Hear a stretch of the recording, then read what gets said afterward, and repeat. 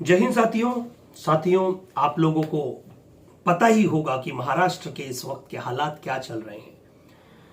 कल महाराष्ट्र के खेमे में एक खलबली मच गई क्योंकि पूर्व commissioner, Mumbai police commissioner Parambir Singh ji की एक चिट्ठी वायरल हो गई।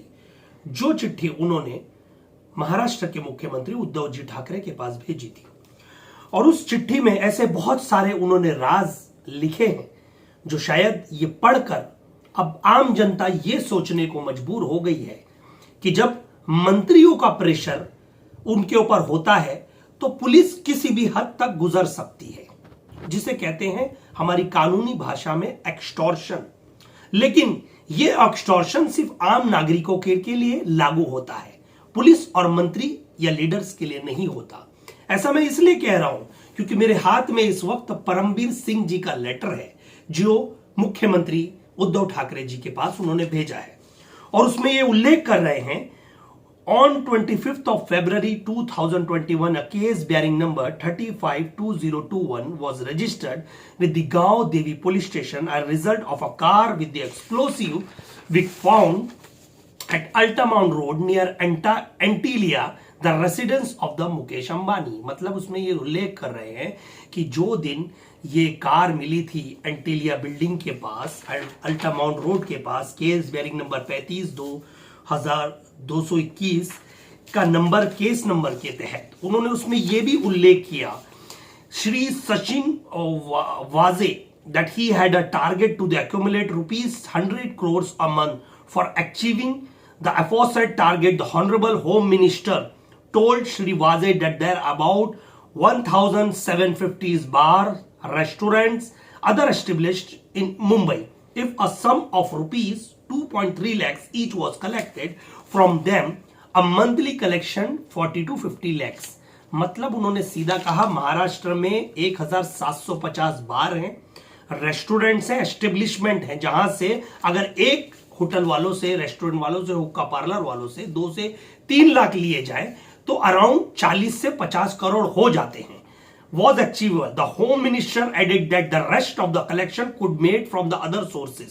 मतलब बाकी जो है हुक्का पार्लर जैसी एक्सेट्रा चीजों से वसूले जा सकते हैं।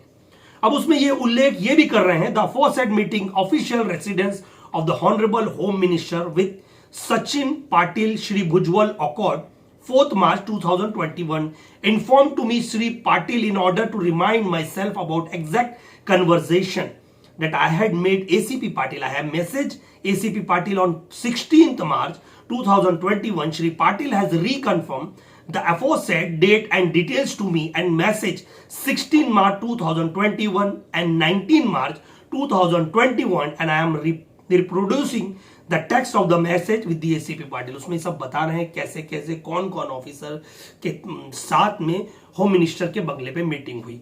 उसमें ये चैटिंग का उल्लेख कर रहे हैं 16 मार्च को 4:59 पे, Patil how many bars and others establishment did home minister sir and Palande mention to you when you told me that in February at was what total expected collection mention. उसमें ये बता रहे हैं कि कितने बार्स हैं, ये हमें पूरी डिटेल बताइए, हमें ये होम मिनिस्टर तक पहुंचाना है। फिर एसीपी पाटिल कहते हैं 19 मार्च 9:12 को, the purpose of the meeting was he told me that 1,750 establishment in Mumbai, he should collect ₹3 lakhs पर establishment for him also which will be around 40 to 50 crore. इसमें बता रहे हैं कि कम से कम 1,750 बार हैं और अगर उससे पर कलेक्शन 3 लाख के हिसाब से करा जाए तो 40-50 करोड़ हो सकता है। देन अगेन मैंने किया टाइप 19 मार्च 9:13 को, oh this was same as what home minister sir told you, जैसे कि होम मिनिस्टर सर ने मुझे कहा था। ACP Patil 19 March 9:15, oh his Palande told me the same, Palande ने भी मुझे सेम बताया था। 19 March 9:16, oh yes you met Palande on 4th, तुम क्या पालंडे से मिले 4 तारीख को? ACP Patil yes sir I was called, हाँ मुझे बुलाया गया था। I made at the late Shri Mohan Delkar member of the parliament Dadra and Nagar Haveli was found dead at Hotel Sea Green on 22nd February 2021. The Marine Drive police station recorded ADR number 5/2021 the relation to the suicide, ये सब उनके note में mention किया गया है। तो मतलब अब ये चिट्ठी से ये आखिर वायरल हो रहा है, अगर ये बात किस हद तक सच है, या तो परमवीर सिंह जी ने जिस वक्त उन्हें तबादला किया गया ये बात का उल्लेख उन्होंने जब क्यों नहीं किया, इतने दिन खामोश चुप्पी बनाकर क्यों बैठे रहे? क्या इसके पीछे कोई पॉलिटिकल एजेंडा है? क्या इसके पीछे कोई विपक्ष की राजनीति है? क्या उन्होंने दबाव में यह लेटर लिखा है?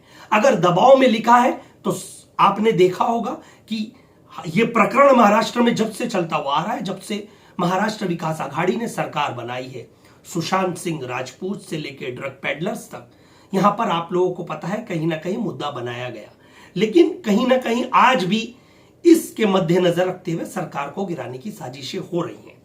अब मैं मुंबई पुलिस के ऊपर ये सवालिया निशान उठते हैं, अगर ये पत्र सही है और परमवीर सिंह अगर ये अपनी बातें सही कर रहे हैं, तो आपको कानून में किसने अधिकार दिया? आप एक्सटॉर्शन कर रहे हैं, एक तहत अगर देखा जाए आप पैसे मांग रहे हैं, जबरन वसूली कर रहे हैं 2 से 3 लाख रुपए एक बार रेस्टोरेंट से, हुक्का पार्लर से, क्योंकि आपको मंत्री जी को खुश करना है। आप जब भी ये चिट्ठी लिख सकते थे।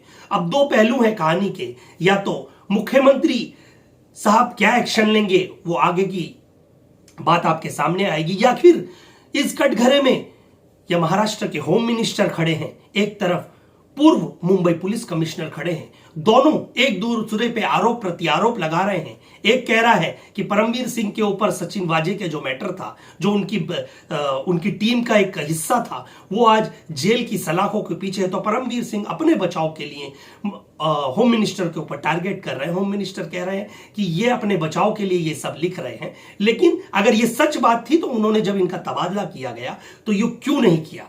इस पर हम महाराष्ट्र सरकार से पूरी निष्पक्ष जांच चाहते हैं, और जो भी इसका आरोपी है उसे तुरंत सस्पेंड किया जाए और उसके ऊपर कार्रवाई की जाए, चाहे वो मंत्री हो या कोई एक लीडर हो या फिर कोई पुलिस कमिश्नर हो। उसे ये सब चीजें शोभा नहीं देती, क्योंकि आम जनता समझ रही है, मतलब आप मंत्री कुछ कहेगा तो आप कुछ भी कर सकते हैं, मतलब मंत्री कहेगा इतने पैसे लाने तो आम जनता का गला घोटा जाएगा। इसके लिए हम महाराष्ट्र सरकार से, महाराष्ट्र के सीनियर लीडर से, साथ ही जो तिघाड़ी सरकार है, तीनों सहमति से जो बनी सरकार है, सभी को इसमें बहुत निष्पक्ष जांच के आदेश देने चाहिए, और जो भी इसमें आरोपी है उसके खिलाफ कार्रवाई होनी चाहिए। नहीं तो इसमें पुलिस बदनाम हो रही है, इसमें एक पार्टी के लीडर बदनाम हो रहे हैं। आखिर सच क्या है? सच्चाई के लिए हम वेट करेंगे, इन्वेस्टिगेशन का पूरी सहयोग करने दिया जाना चाहिए, लेकिन कहीं ना कहीं अगर ये विपक्ष की भी चाल है तो उन्हें भी बेनकाब करना चाहिए। जय हिंद, जय महाराष्ट्र।